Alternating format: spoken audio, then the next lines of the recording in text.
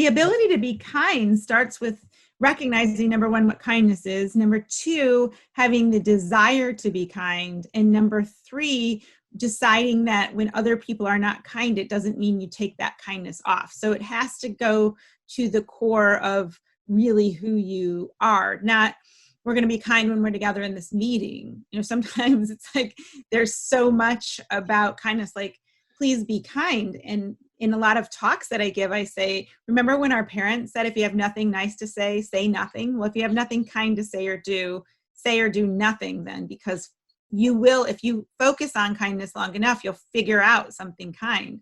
But that I say nudge past the niceties, because nice says, yeah, that was a good meeting. And everybody leaves and goes, oh my gosh, that was terrible. But doesn't want to say it in the meeting because they want to get to their next meeting, or they simply don't want the inconvenience of it. And if we say, respecting everybody is passionate about this, we're not moving forward for the client. Can we please come back to the core of what's best for the client? That is kind. That is not nice. That is kind, because it's saying you're giving the context. And I believe kindness has this context that goes along with it, that if you're doing something because you want attention and you're doing something that's a kind act for attention, that's what I call showmanship. If you're doing a kind act because you want somebody to agree to a contract with you, that's called business. And if you do a kind act because it's best for someone else and they may never know it's from you, that's true kindness.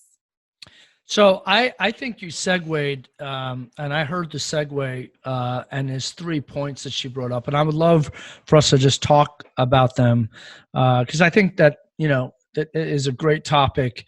But the first thing is you indicate is recognizing kindness, and you kind of just gave us a little bit of that, but I just want to make sure that we're putting some bullet points on these things so that it's easy for our listeners to understand. So tell me what recognizing kindness is. What does that mean to you? Kindness is the idea that someone will be straightforward with you. They may give you grace because you were late, but they don't say it's no big deal. That's nice. Oh, it's okay. It's no big deal.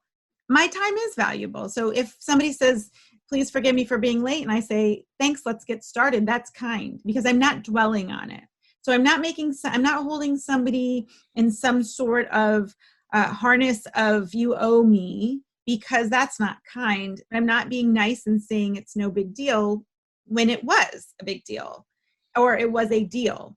So the recognizing kindness is saying we're not perfect. And we talked about this a little bit earlier, that we're all here. And if we truly want to move forward, then we're not being judgmental. And I find this is the most challenging part for people who think of themselves as kind, who are really in that nice. Now, I'm not trying to rid the world of nice acts or words. I'm more on a campaign for kindness, because the difference is we don't stand in judgment. We stand in assessment. And if I assess the situation with you, Jeff, and you, Bill, and me, I say, okay, assessing the situation, not judging. It's such a different perspective to say, what do I have anything to chime in about water skiing or about that? And if I don't, okay. But if I don't think about it at all, because it's like, who cares about water skiing? Then I'm not being kind. And so I'm not assessing, I'm judging. And when people say, and you mentioned my TED Talk, when people go, oh, who cares? Who cares about what anybody thinks? The reality is we all do. And the people who say, no, I don't, we do. We care because we know that it affects us, because how you present is how you are remembered. It doesn't mean we're letting it affect us in our full, everything we say and do. So that idea of recognizing kindness is first being kind to yourself and saying, I own these. My joke is always like, I know the back of my hair never looks great, right? Like, it sounds a little bit silly, but if we go, that's okay. It's not that I don't care. It's that I get it. And you don't make excuses. So if I'm kind to myself and I take care of myself and I admit when I make a mistake, then I'll have more grace for others and I'm kind to them. When I'm kind to others, I can be kind in my community, then I can be kind to the world. If though, I don't know what kindness is to myself and I say things like, oh, I shouldn't eat this, or I'm going to sneak out of work early, we make ourselves feel like we're doing something wrong. We're going to judge other people because we're judging ourselves.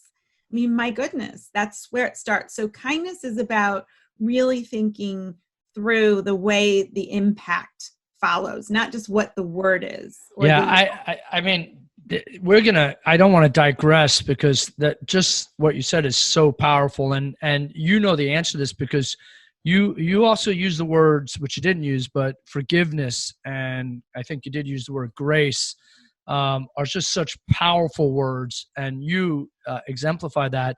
But also to the people, it's always the people that are the highest performers, the people that are relentless. One of our values in our firm is to be relentless. But there's a lot of baggage that comes along with that because you can be relentless, but you can't be so relentless on yourself. You can't be so hard on yourself. You can't be so perfect on every single situation. And I tell my wife this all the time. It's like, aren't you ever tired of being perfect? And I joke around with this. She'll listen to this, but in general, like for people that are beautiful, I almost feel like some of us who have had battle scars, don't look as great. It's like we've grown up in this world where we've had to like use other talents. But it's funny. I think like people who believe they're perfect have such a high standard for themselves.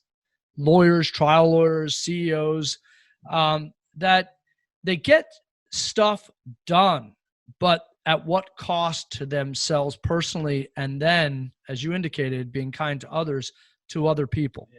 Right. Oh, I'm a fully recovered perfectionist. Others.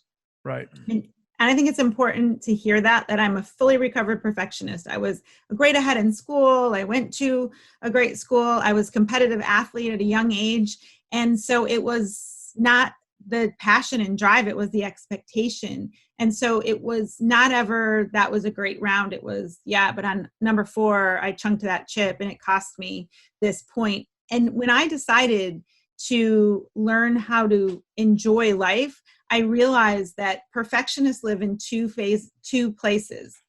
They're either satisfied, which means it went the way we wanted, expected, demanded, or we're disappointed. And the majority of our lives are spent in disappointment because so few things are perfect.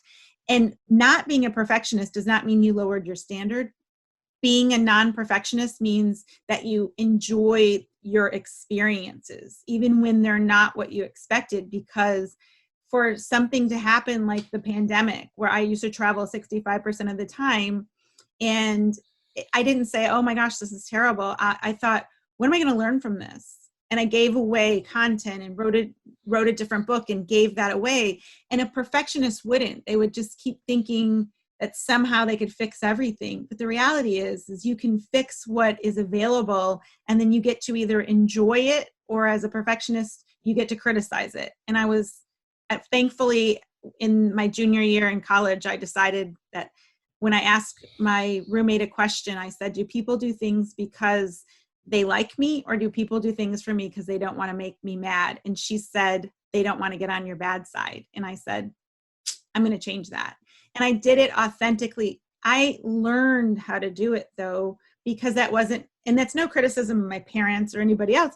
It's just, I was never in an environment where it felt like it couldn't be perfect. And guess what? It can. And it's way more fun, and a lot more productive.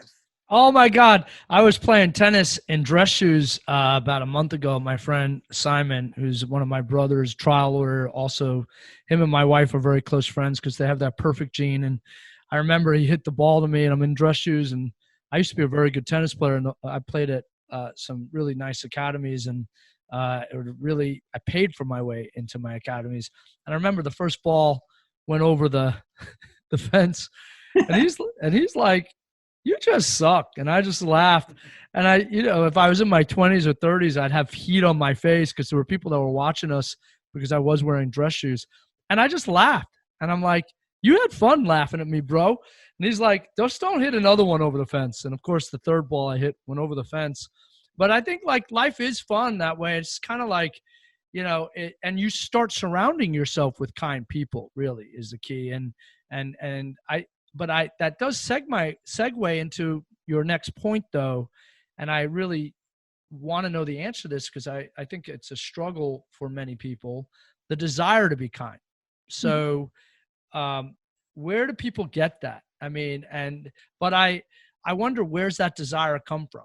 Because if you're not raised that way, or you don't have any, maybe you lived a tough life and a hard life. Of course, there are people that live that life that are the kindest people because they appreciate everything. So where does the desire, where is it found, and how do you motivate people to be kind? Because obviously that the desire to be kind is important.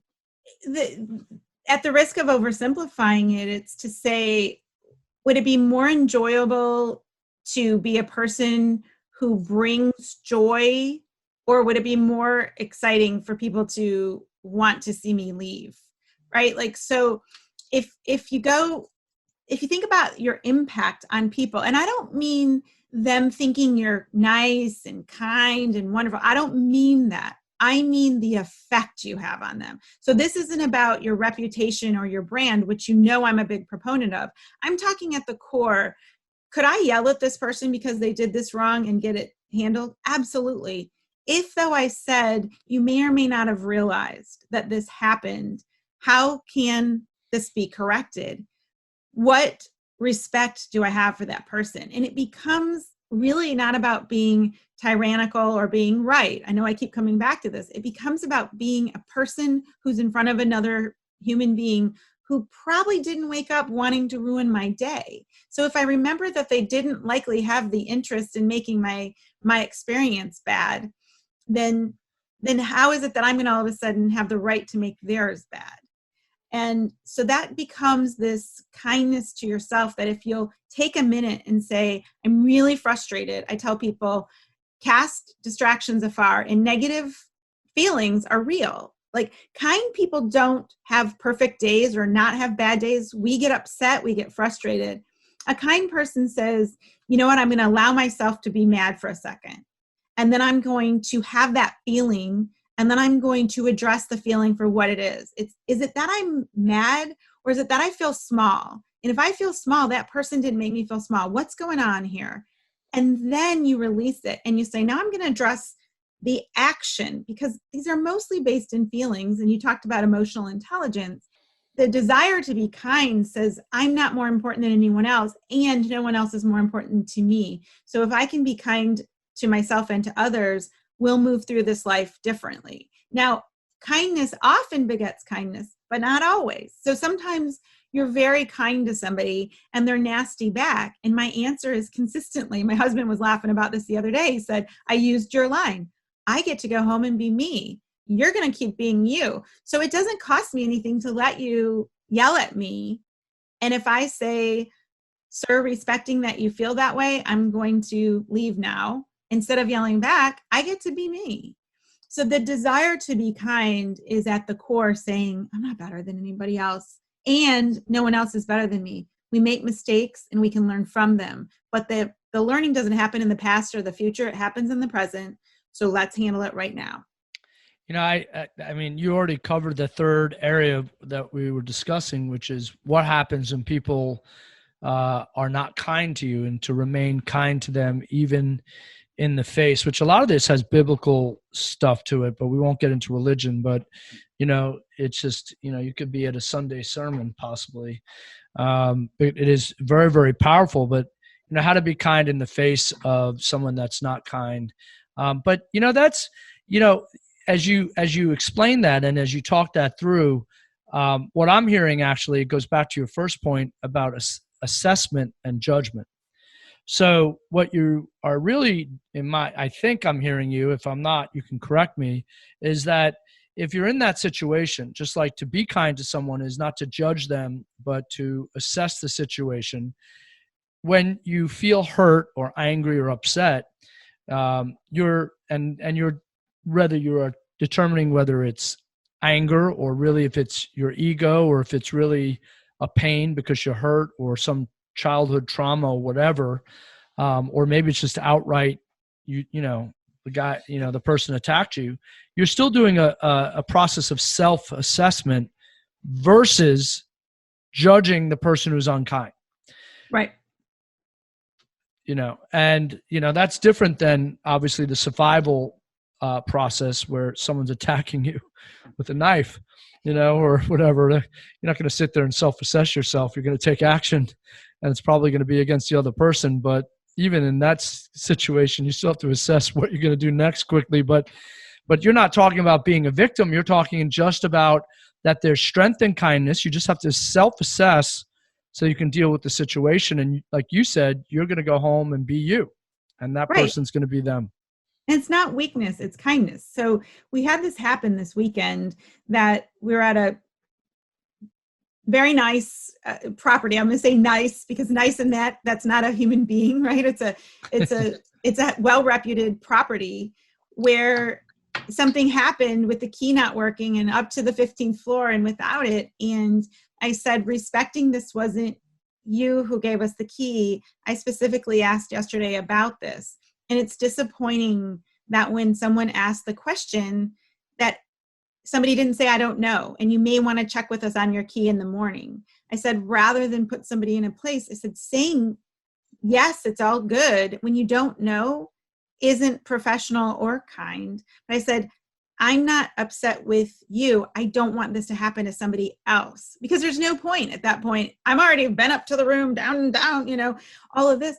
So when you say to somebody, please know that we can't change this, I'd rather you change your process so it doesn't happen to someone else. They hear it differently because you can't go back in time and make it that I didn't race in to go up to the room to get something and lose that time. So we end up yelling about these things or being disappointed when in fact, if we focus it on the present, please give me a new key. And in the future, can you please tell your team to not say, yes, it's okay if they don't know. If they don't know, say, I don't know, and we'll figure it out. Right. I think that's true. That's the ability to see yourself as not all knowing. Like I'm an expert in communication, behaviors, relationships, and I'm learning all the time. Like I listen to 3 books that I really want to listen to, and then I listen to one that goes against what I believe in so that I'm not in a place where I feel like I know everything.